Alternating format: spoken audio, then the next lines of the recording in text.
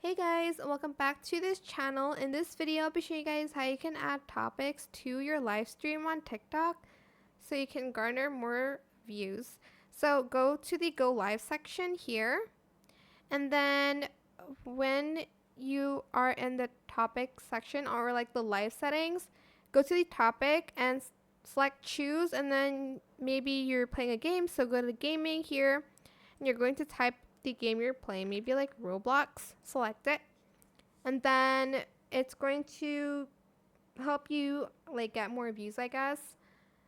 So yeah, that is it. I hope it was helpful for you guys. Don't forget to like, comment, share, and also subscribe to this channel if you haven't done that already. If you have any more questions, just leave it in the comment section down below. I will try my best to answer them all for you guys. And if you found this video helpful, please click the thanks button as well. That is it for this video. Thank you so much for watching. Until the end, goodbye.